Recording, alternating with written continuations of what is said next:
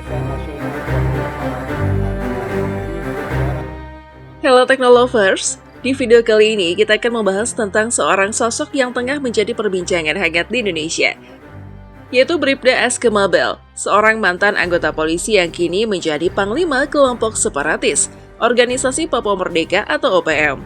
Kisah Bribda Aske Mabel ini tentu saja sangat menarik dan penuh dengan kontroversi. Dari seorang anggota polisi yang seharusnya menjaga negara, hingga akhirnya menjadi pemimpin sekelompok yang berperang melawan negara. Mengapa hal ini bisa terjadi? Apa yang sebenarnya terjadi di Papua hingga seorang polisi bisa memilih jalan yang begitu ekstrim?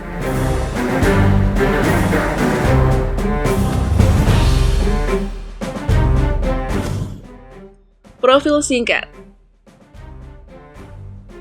Bribda Aske Mabel dulunya adalah seorang polisi yang berdinas di Kepolisian Negara Republik Indonesia atau Polri. Sebagai seorang anggota polisi, Mabel tentunya diharapkan untuk menjaga keamanan dan ketertiban, serta melaksanakan tugasnya dalam menegakkan hukum di Indonesia. Tapi siapa sangka perjalanan hidupnya berakhir berbeda dari yang dibayangkan banyak orang. Aske Mabel memulai karirnya di Polri, namun seiring berjalannya waktu, ia mulai merasakan ketidakpuasan. Ada perasaan kecewa yang semakin mendalam terhadap situasi di Papua, tanah kelahirannya. Ketidakpuasan terhadap penanganan masalah-masalah sosial, politik, dan ekonomi yang ada di sana, serta merasa bahwa keadilan tidak berpihak kepada masyarakat Papua, menjadi alasan mengapa ia akhirnya meninggalkan profesinya sebagai aparat kepolisian. Aske Mabel bergabung dengan OPM. Selain keluar dari Polri, Aske Mabel memutuskan untuk bergabung dengan OPM, sebuah kelompok separatis yang telah lama berjuang untuk kemerdekaan Papua dari Indonesia. OPM bukanlah organisasi yang baru, mereka telah ada sejak tahun 1965, dan perjuangannya lebih dari setengah abad lamanya. Di tengah perselisihan antara pemerintah Indonesia dan masyarakat Papua, OPM menjadi simbol perjuangan sebagian orang Papua untuk meraih kemerdekaan. Setelah bergabung dengan OPM, Aske Mabel dengan cepat menunjukkan kemampuannya. Ia tidak hanya menjadi anggota biasa, tetapi berhasil naik ke posisi penting dalam organisasi ini, yaitu sebagai panglima. Sebagai panglima, ia memegang peranan strategis dalam menentukan langkah-langkah gerakan OPM, bahkan memimpin beberapa operasi yang dianggap besar. Peran Aske Mabel di OPM. Sebagai panglima OPM, Aske Mabel menjadi salah satu tokoh paling berpengaruh dalam perjuangan kelompok separatis ini. Meskipun peran OPM seringkali dikaitkan dengan kekerasan dan teror, bagi sebagian orang, Mabel adalah sosok yang memperjuangkan kemerdekaan dan hak-hak masyarakat Papua yang merasa tertindas. Mabel yang sebelumnya adalah seorang aparat keamanan negara, kini berbalik menjadi musuh dari negara itu sendiri. Tidak hanya itu, sebagai panglima, ia juga semakin dikenal sebagai salah satu pemimpin yang memiliki jaringan luas dan diketahui memiliki pengaruh besar di wilayah Papua. OPM yang sempat meredup kembali mendapatkan momentum besar dengan kehadiran Mabel. OPM dan konteks Papua. Namun, kisah Bribda Aske Mabel bukan hanya tentang dia sebagai seorang individu. Ini juga mencerminkan ketegangan yang terjadi di Papua, wilayah yang selama ini menjadi salah satu titik api dalam sejarah Indonesia. Papua sejak lama dikenal sebagai daerah yang penuh dengan kekayaan alam, namun juga syarat dengan konflik politik dan sosial.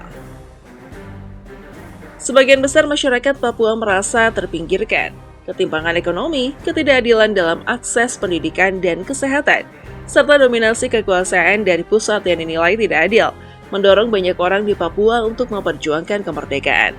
OPM pun menjadi simbol perjuangan tersebut, meskipun cara-cara yang mereka tempuh seringkali berujung pada kekerasan dan konflik terbuka dengan aparat negara. Menjadi target buruan utama. Dengan perannya yang semakin besar dalam OPM, status Aske Mabel pun berubah. Ia kini menjadi salah satu buronan utama yang paling dicari oleh pihak keamanan. Polisi dan TNI semakin meningkatkan upaya pengejaran terhadapnya. Berbagai operasi militer dan polisi telah digelar untuk menangkap Mabel. Namun ia berhasil menghindar dan terus bergerak ke hutan-hutan Papua. Keberadaan Mabel yang sulit terdeteksi ini menjadi masalah besar bagi aparat keamanan. Hutan-hutan yang luas dan medan yang sulit dijangkau membuat pencarian semakin sulit. Meskipun sudah berusaha keras, pihak berwenang belum berhasil menangkapnya. Situasi ini juga semakin memperburuk ketegangan antara kelompok separatis dan negara. Konflik Papua dan dampaknya. Di balik kisah Aske Mabel ada gambaran besar tentang konflik yang tak kunjung selesai di Papua.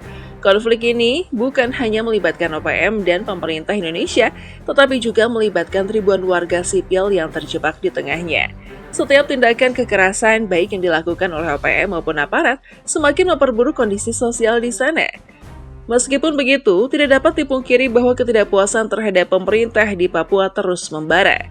Banyak orang Papua yang merasa bahwa hak-haknya tidak dihargai.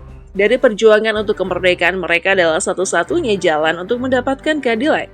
Di sisi lain, pemerintah Indonesia terus berusaha untuk menjaga kedaulatan wilayahnya dengan segala cara, termasuk operasi militer yang intensif. Apa yang akan terjadi selanjutnya? Kisah Bribda Aske Mabel adalah salah satu contoh nyata dari dinamika yang terjadi di Papua. Ia adalah simbol dari ketegangan yang ada, seorang individu yang pernah berada di pihak pemerintah, namun kini berbalik menjadi musuh negara.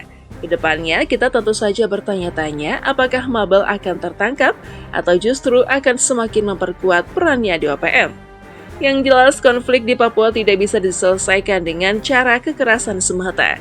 Dibutuhkan dialog, pemahaman, dan penghargaan terhadap hak-hak dasar masyarakat Papua. Namun apakah pemerintah Indonesia dan kelompok-kelompok separatis seperti OPM bisa mencapai titik temu? Atau justru ketegangan ini akan semakin menguat di masa depan? Bagaimana menurut kalian? Apakah tindakan Aske Mabel bisa dibenarkan? Atau justru semakin memperburuk keadaan di Papua? Apakah konflik ini bisa diselesaikan dengan cara damai? Tulis pendapat kalian di kolom komentar di bawah. Jangan lupa untuk like, share, dan subscribe agar kalian gak ketinggalan update berita menarik lainnya. Terima kasih sudah menonton dan sampai jumpa di video berikutnya.